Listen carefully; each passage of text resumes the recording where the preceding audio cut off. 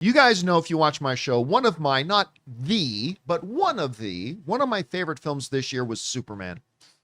I enjoyed that movie so much. Granted, Man of Steel is still my favorite Superman movie of all time. My boy Henry is still my boy.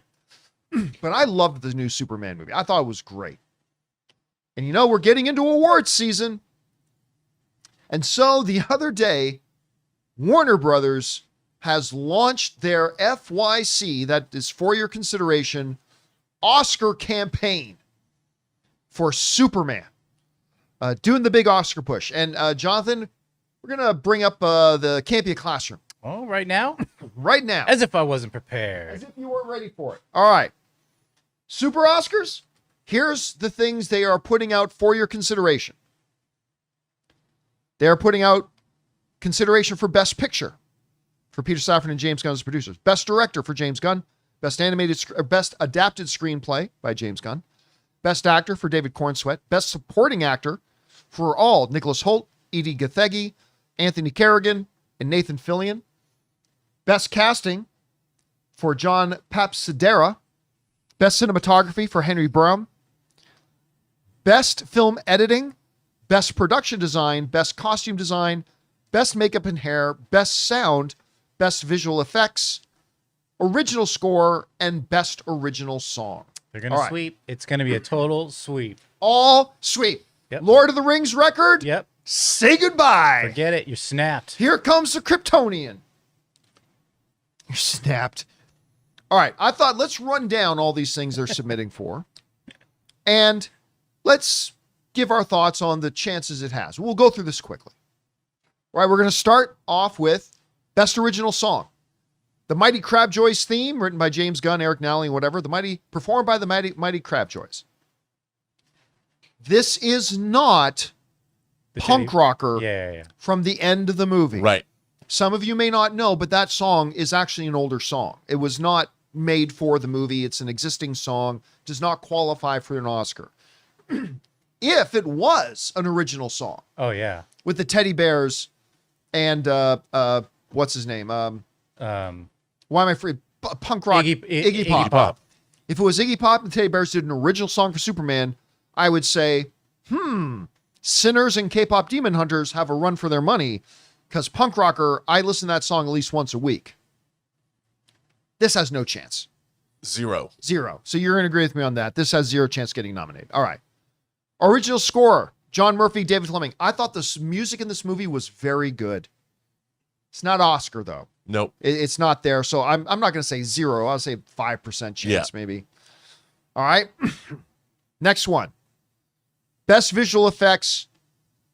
This is where it has its most serious, I think, contention. Yeah.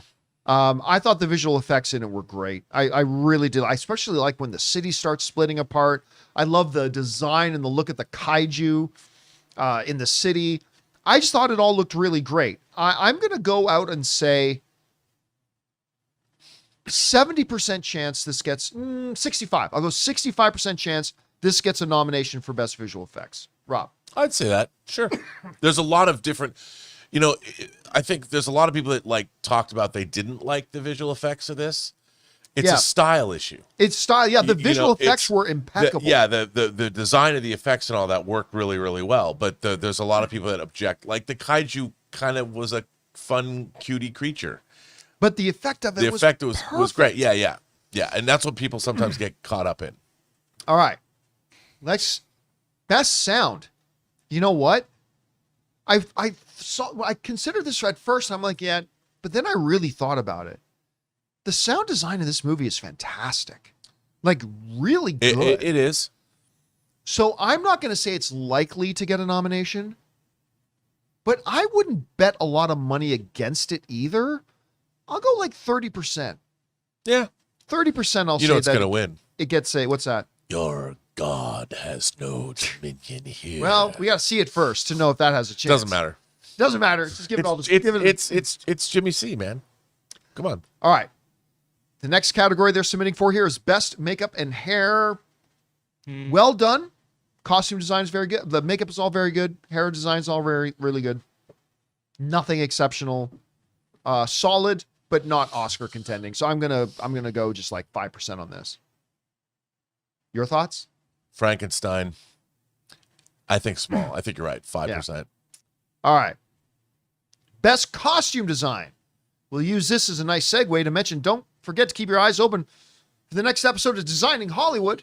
That's right. Who we have in the next episode? The cinematographer of both Frankenstein and John Wick 2, 3, and 4. It's a great conversation. You will have it today. Great. So keep your guys' eyes open for that. But no, I do not see costume design getting one here. Good costume design in it, by the way. I like the look of the Justice Gang and everything, but I don't see it getting a nomination. No. Tough competition this year for that. Production design. Again, I thought this was very good production design of the whole thing, right from the Justice Building to everything else. Daily Planet, the Pocket very Universe. well done. Not getting an Oscar nomination, though. Rob? No, I don't think so. I mean, just look as a comparison, like Sinners. It could get get a nomination, but Yeah, I don't see it getting... Remember, we're talking about its chances of getting a nomination. Yeah. I just don't... Like, again, very, very well done. I thought they did a very good job, but it's not Oscar level. So I don't see that happening. All right. Best film editing. Again, very solid job. Mm-hmm. It ain't getting a nomination. I just don't see that happening. Rob? I don't either. All right.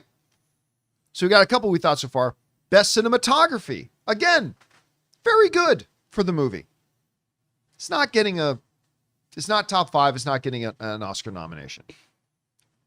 This one could be interesting, though. Yeah. First year. Best casting. And I almost brushed over this one, like I almost did for sound design. This movie is perfectly cast. And you also had to find that Superman.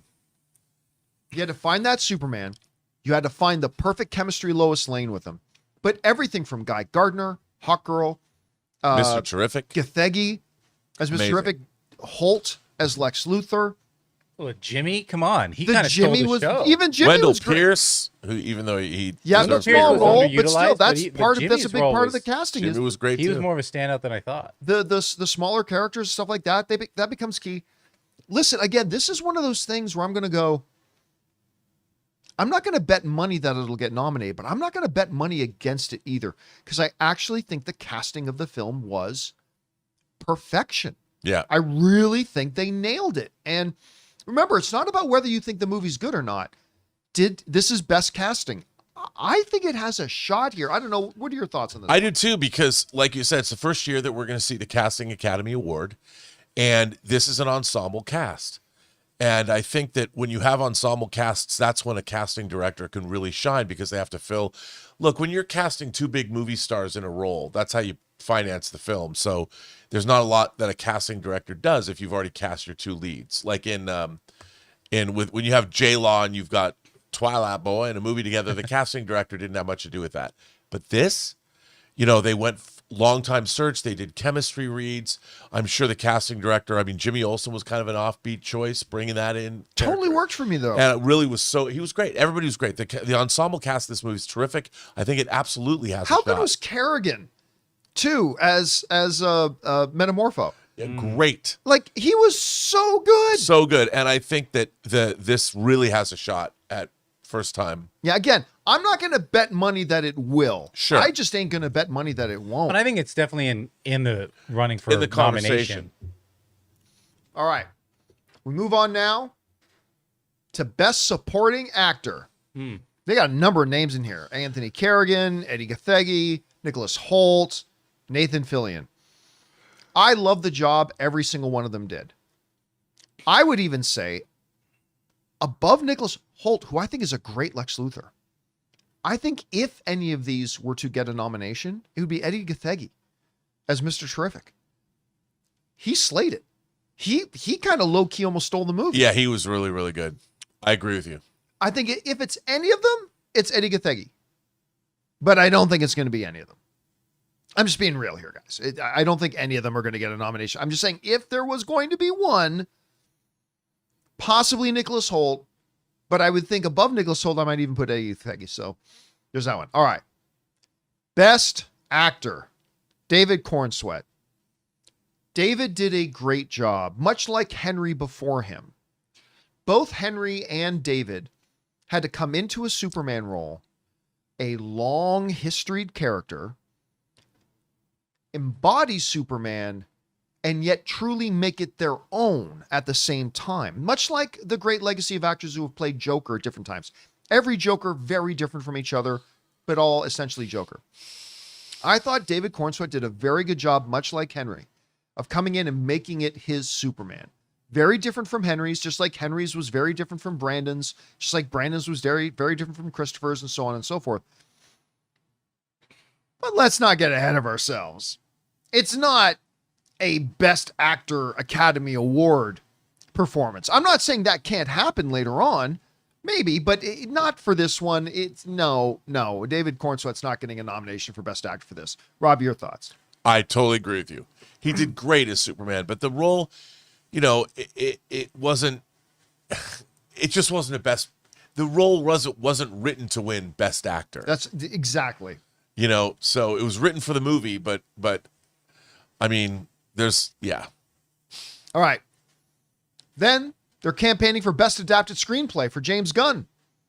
I thought it was a really solid script. I thought it was a really great little story to set up the new cinematic universe, but it's not an Academy level thing. It's just not. So we're not even going to talk about that. Same thing with direction. I think Superman is a great launch to a new cinematic universe. I really do.